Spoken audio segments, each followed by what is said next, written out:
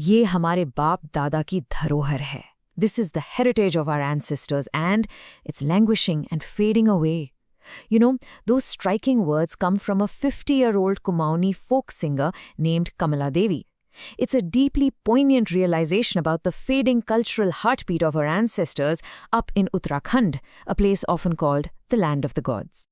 Welcome to this explainer on Mountain Echoes, the epic of Rajula Malushahi.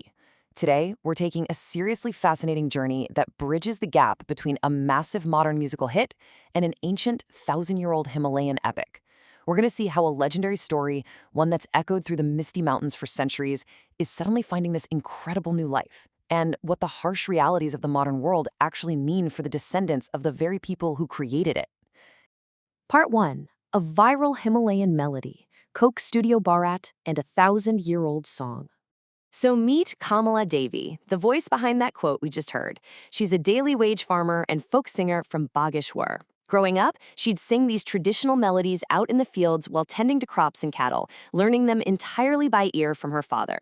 I mean, she never in a million years imagined her rustic tunes would end up echoing on the massive, ultra-polished stage of Coke Studio Bharat, racking up over 20 million views. And that staggering number? It actually proves a legendary figure wrong. Way back in 1980, the late playwright Mohan Upredi, who was an absolute champion of Himalayan folk art, wrote that this specific ballad seemed to be breathing its very last. He was really worried the younger generation just didn't care anymore. But hey, as 20 million viewers have clearly proven, the pulse of this ancient story is still beating incredibly strong. Part 2. The epic of Rajula Malushahi, a legendary love story of Kumaon. So, what exactly is this story that's captivating millions today? Well, it's the epic of Rajula Malushahi. And let me tell you, this isn't just your run-of-the-mill romance. It's a massive saga completely intertwined with destiny, magic, and intense political intrigue. This whole thing actually kicks off before the lovers were even born. At the sacred 15th century Bognath temple, a desperate king looking for an heir and a childless trader made a solemn vow to the divine. They promised that if one had a boy and the other a girl, they'd unite them in a symbolic marriage. Now, this vow bound together two completely different worlds. On one side, in the capital Bharat, you had the Katyuri dynasty.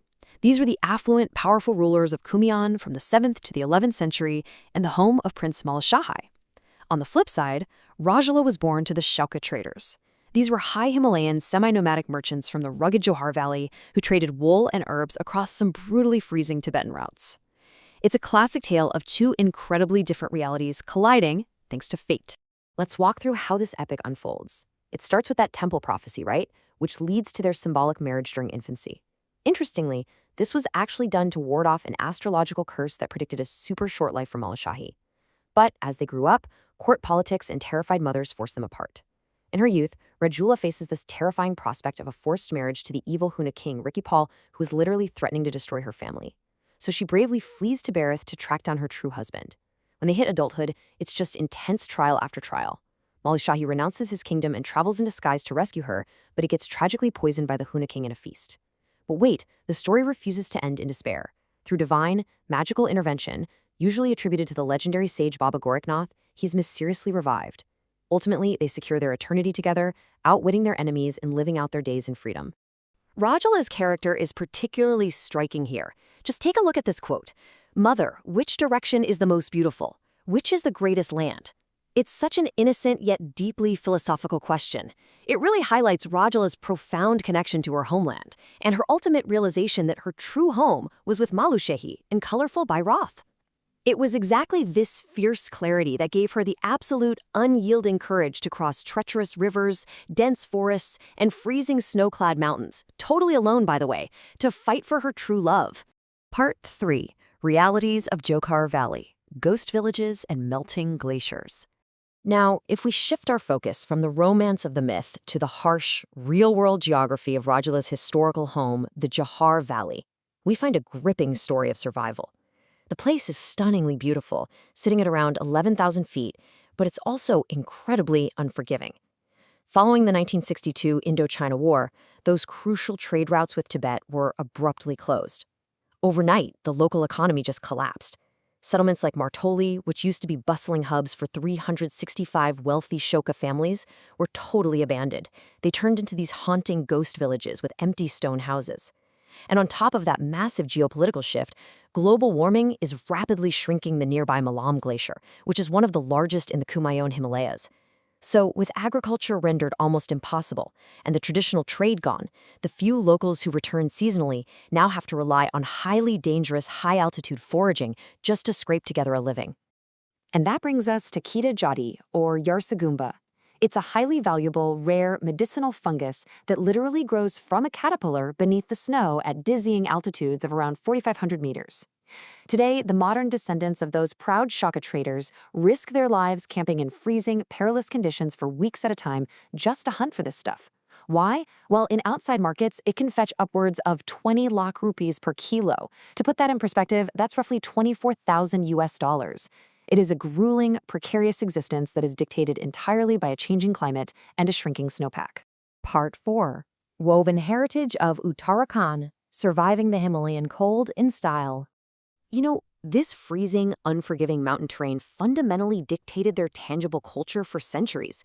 That means every single garment had to serve a dual purpose, a literal shield against the elements and a deeply spiritual symbol. For example, the Rangwali Peshwara, a large saffron yellow wrap printed with red dots. It's not just a wedding garment, it's considered a literal blessing, symbolizing holiness, energy, and marital bliss. Then you have the thulma, which is this incredibly thick, hand-woven furry blanket made using specialized felting by local communities. It's basically the ultimate tool for survival and Himalayan warmth. And the noth, this massive, intricately designed gold nose ring, isn't just pretty decoration. It is a profound marker of bridal pride and village identity, representing a family's wealth and status in a seriously rugged land.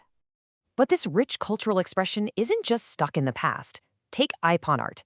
Traditionally, this is an ancient geometric folk art painted right onto floors and walls using red ochre and white rice paste for sacred rituals. Today, however, it's migrating. We're seeing these beautiful ancient motifs being applied to modern textiles like stoles and kurtas.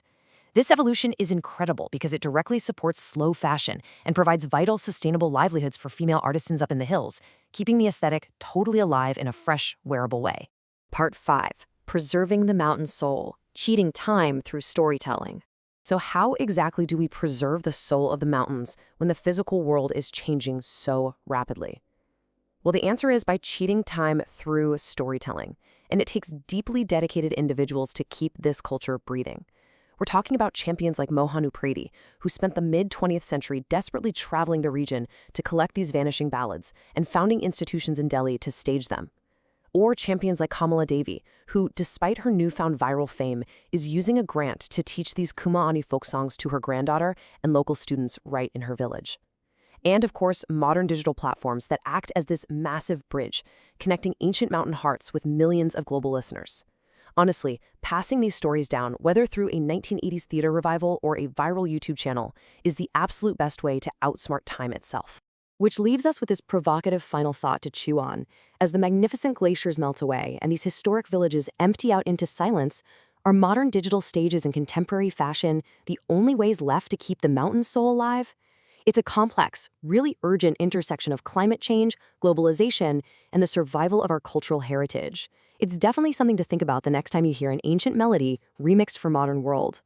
Thank you for joining me on this explainer. I hope you found this journey as absolutely fascinating as I did. Keep learning, and I'll catch you next time.